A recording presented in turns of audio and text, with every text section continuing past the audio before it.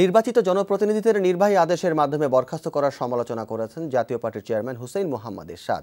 সকালে বনানীতে পার্টি কার্যালয়ে ইসলামী ছাত্র মজলিসের সাবেক সাধারণ সম্পাদক এস.এম. আল জুবায়েরের জাতীয় পার্টিতে যোগদান উপলক্ষে আয়োজিত অনুষ্ঠানে তিনি বলেন, নির্বাচিত জনপ্রতিনিধিদের এভাবে বরখাস্ত করার নজির পৃথিবীর কোথাও নেই।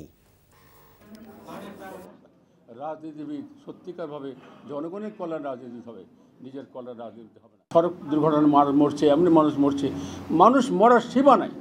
আমাদের মনে একটা দাগও কাটে না কে মারা গেল। সন্ত্রাসীদের আস্তানায় হানা দিয়ে 8 জন মারা গেল, 4 জন মারা গেল, 5 জন মারা গেল, তারা কেউ তাও আমরা জানি না। মানুষের জীবনের মূল্য এখানে নাই, কিন্তু জিনিসের দাম বেশি। চেয়ারম্যান হলো নির্বাচিত চেয়ারম্যান, তার গায়ে হাত দেওয়ার শক্তি কারো নাই। আজ দেখি চেয়ারম্যানকে বরখাস্ত করা হয়। এটা কোন গণতন্ত্র আছে পৃথিবীতে? চেয়ারম্যান নির্বাচিত জনগণের, তাকে কেউ বরখাস্ত করতে পারে?